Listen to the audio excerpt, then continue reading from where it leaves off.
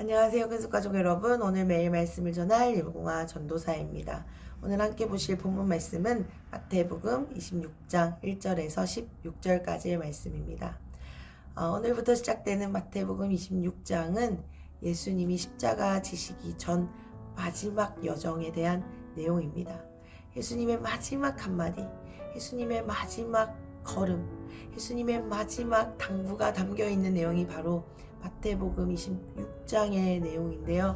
우리에게 굉장히 큰 의미가 있는 장이다 생각되어집니다. 오늘 이 말씀을 묵상하실 때에 예수님이 우리에게 지금 마지막으로 당부하고 싶은 것이 무엇인지, 우리가 오늘이 마지막이라고 한다면 우리는 이 말씀을 듣고 어떻게 반응해야 하는지 우리가 생각하시면서 함께 말씀을 묵상하시면 좋을 것 같습니다. 오늘 1절을 읽고 본격적으로 제가 나누도록 하겠습니다. 예수께서 이 말씀을 다 마치시고 제자들에게 이르시되 아멘. 오늘 본문은 예수님이 말씀을 다 마치셨다라는 내용으로 시작됩니다. 이 말씀은 한 말씀이 끝나고 또 다른 말씀으로 이어간다라는 내용은 아닙니다. 이 말씀 속에는 예수님이 그간의 모든 사역이 다 끝이 났다라는 의미가 담겨 있습니다. 예수님은 이제 3년간의 사역을 통해 많은 사역과 함께 많은 메시지를 전하셨습니다. 그리고 이제 마지막 십자가만을 앞두고 있는 상황에서 마지막 한마디를 제자들에게 하시는 내용이 바로 오늘 본문의 내용인 것인데요. 2절을 한번 읽어보겠습니다. 너희가 아는 바와 같이 이틀이 지나면 유월절이라 인자가 십자가에 못 박히기 위하여 발리리라 하시더니 아멘. 예수님께서 마지막으로 제자들에게 말씀하고 계십니다. 내가 이틀 뒤에 십자가에 못 박히게 될 것이다 라고 말씀하고 계시죠. 제자들이 사실 이 말씀을 처음 들은 것이 아닙니다. 십자가에 대해서, 예수님이 십자가를 지실 것에 대해서 무려 3번이나 더 들었었습니다. 그리고 오늘 예수님께서 이제 이틀 남았다 라고 말씀하시는 것이죠. 제자라고 한다면, 예수님과 3년을 함께 먹고 마셨다라고 한다면 이 말씀이 우리에게 주어졌을 때, 제자들에게 주어졌을 때 이제 정말 때가 왔다, 준비해야겠다 라는 생각이 들어야 마땅할 텐데 오늘 이어지는 말씀을 묵상해보면 제자들이 그렇지 못했던 것 같습니다. 영적으로 굉장히 무감각한 상태였다라는 것을 오늘 말씀을 통해 확인할 수 있는데요. 말씀을 보면서 우리는 어떤 상태인지, 나는 지금 영적으로 어떤 상태인지를 한번 점검해 보았으면 좋겠습니다. 이어지는 3절부터의 말씀을 보면 예수님이 말씀하시고 제자들이 이렇게 무감각한 상태에 있는 중에 그때에 다른 한쪽에서는 예수님을 죽일 모의가 일어나는 것을 볼 수 있습니다. 예수님을 죽이려는 모의가 일어났다라는 것은 정말로 하나님의 구속사역이 가까이 왔다, 정말로 십자가 사건이 임박했다라는 의미이기도 하겠죠. 그런데 그들은 어떻게 모의하고 있냐면 5절입니다. 말하기를 밀란이 날까 하노니 명절에는 하지 말자 하더라. 아멘. 그들은 예수님을 잡아 죽이려고 모의하지만 유월절은 피하자라고 말하고 있는 것입니다. 그런데 우리는 잘 알고 있죠. 예수님은 유월절 어린 양의 피로 오신 것입니다. 그래서 그들이 모의하긴 하지만 하나님의 뜻과 하나님의 계획 안에서는 다르게 모의하고 있죠. 그런데 결국에는 그들의 뜻대로 되는 것이 아니라 하나님의 계획 속에 하나님의 뜻대로 그 날과 때가 이루어져 감을 오늘 말씀을 통해 볼 수 있습니다.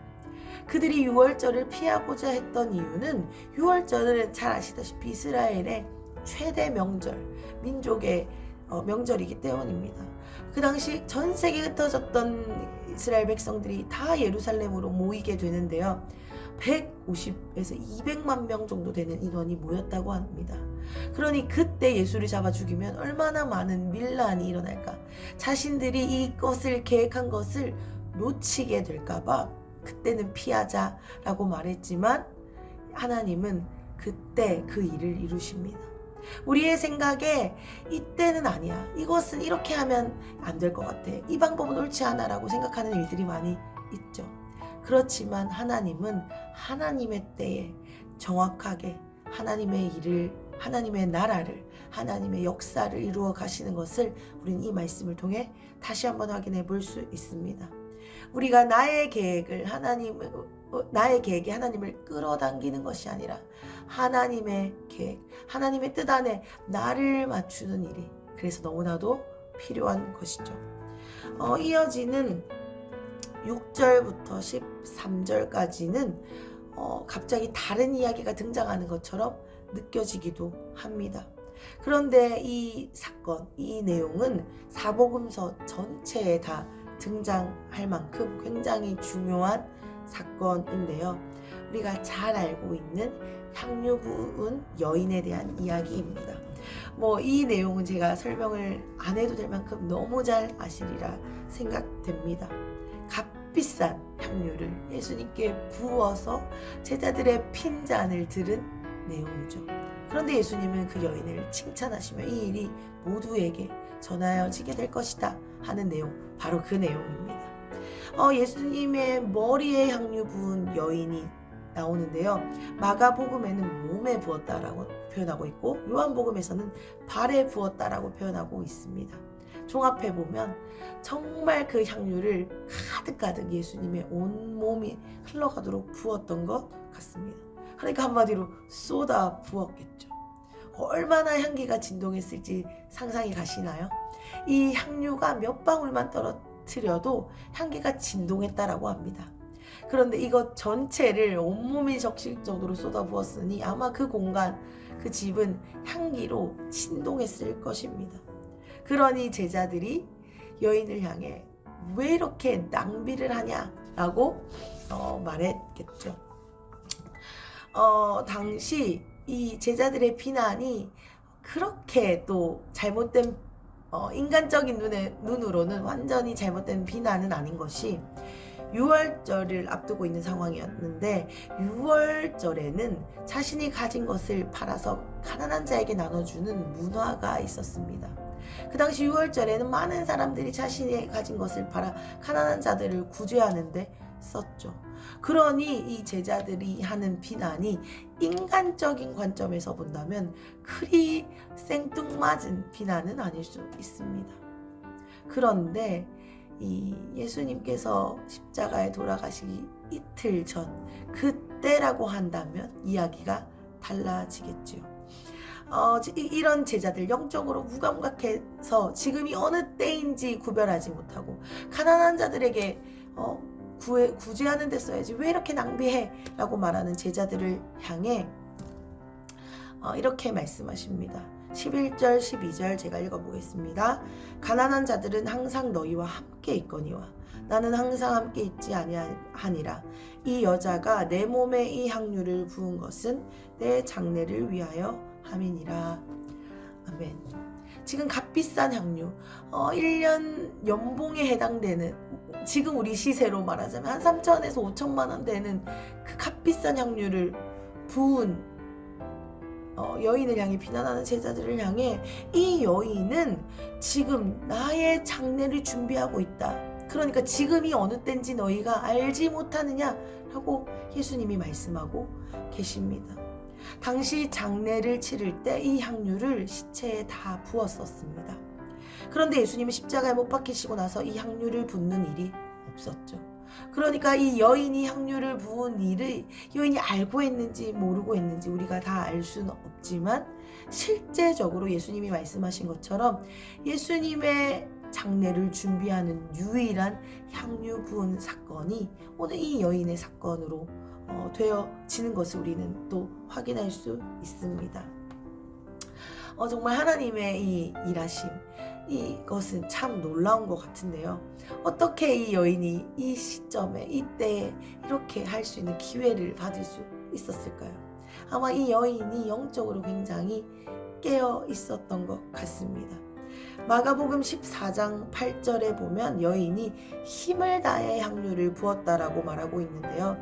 이 여인은 정말 자신이 예수님을 향한 사랑을 표현하기 위해 힘써 이 향유를 부었음을 알 수 있습니다.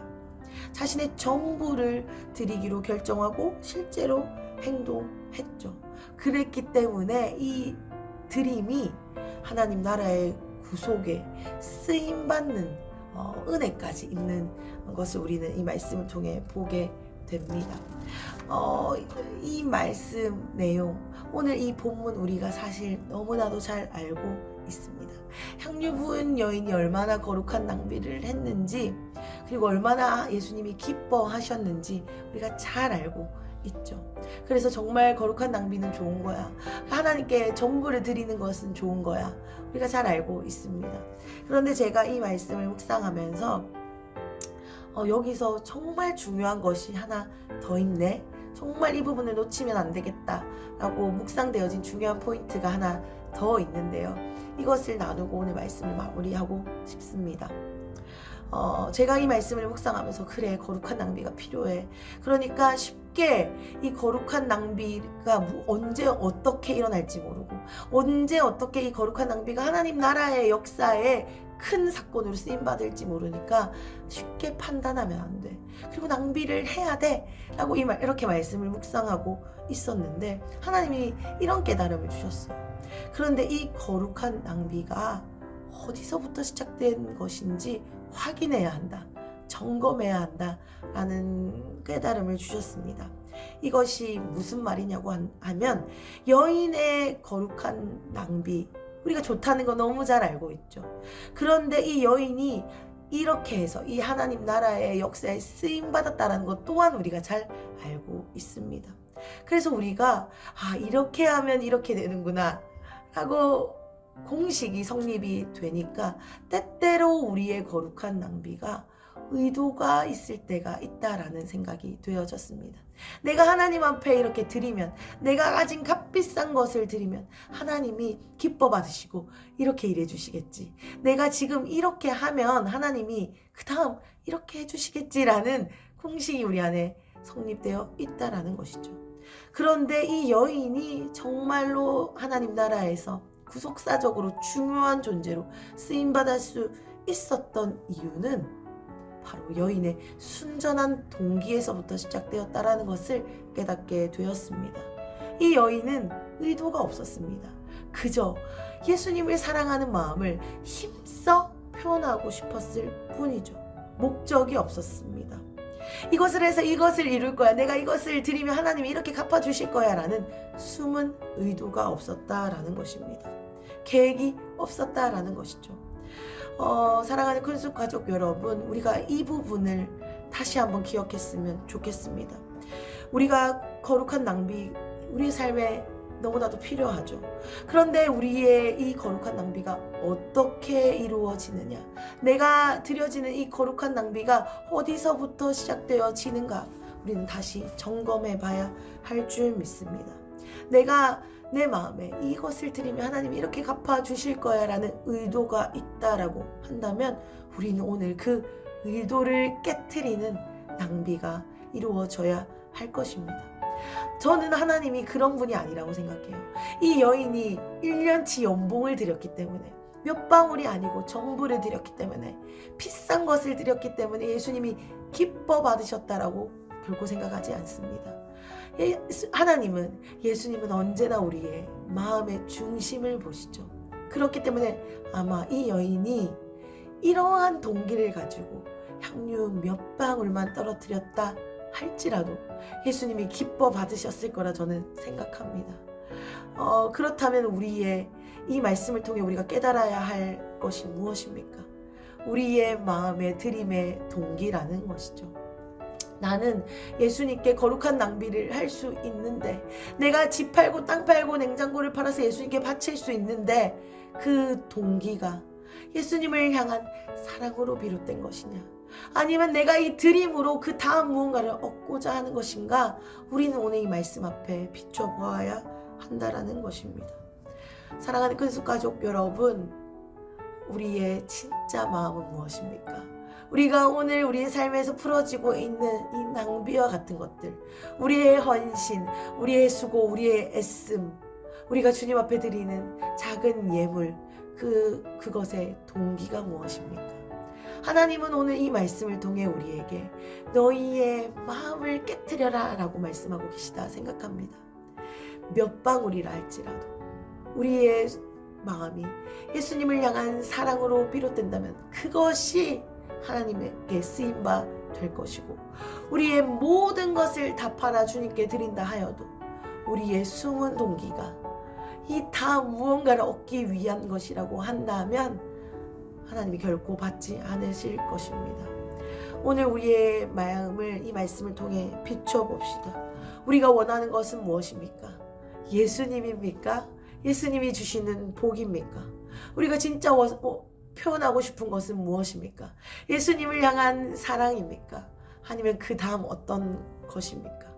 오늘 이 말씀을 통해 우리의 일상, 우리의 삶에서 드려지고 있는 것을 점검하게 되시기를 간절히 축복드립니다.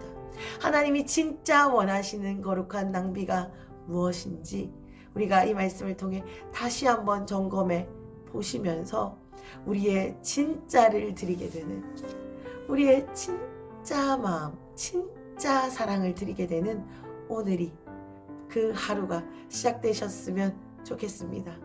아멘. 기도하겠습니다. 하나님 감사합니다. 오늘 예수님의 마지막 당부, 내가 이틀 뒤에 십자가를 질 것이다 라는 고백 앞에 영적으로 무감각한 제자들을 보게 됩니다. 하나님, 저의 영적인 상태는 어떻습니까? 오늘 이 말씀을 통해 저를 비춰보길 원합니다. 또한 이 한 여인의 이야기를 묵상하면서 하나님, 여인이 동기 없이, 숨은 의도 없이, 대가 없이 정말로 예수님께 자신의 사랑을 표현하는 것을 봅니다. 그때 주님이 그것을 받으시고 이 여인을 들어 쓰시는 것을 봅니다.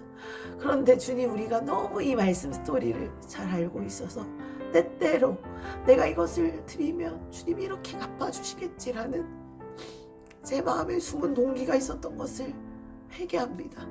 주님, 제가 주님께 드릴 때에 주님께 제 시간을 드리고 제 열정을 드리고 제 하루를 드리고 작은 예물이지만 예물을 드릴 때에 하나님, 이 여인처럼 순전한 마음으로 주님을 사랑하는 마음으로 드릴 수 있게 인도해 주십시오. 하나님, 오늘 이 제자들과 이 여인 그리고 예수님을 배반하는 데 쓰임받은 가룟 유다를 오늘 말씀을 통해 보게 됩니다. 하나님, 정말 우리 사랑하는 그 가족 한 분 한 분이 이 여인과 같은 영적인 위치에 서게 되기를 간절히 소원합니다. 무엇보다 제가 그 자리에 서게 되기를 간절히 원합니다. 하나님, 우리 안에 있는 모든 숨은 동기들, 의도들, 바램들, 이것들을 주님의 발 앞에 깨뜨리고 우리가 정말로 깨뜨려야 할 것들을 주님 앞에 깨뜨리며 주님 앞에 나아가게 해 주십시오.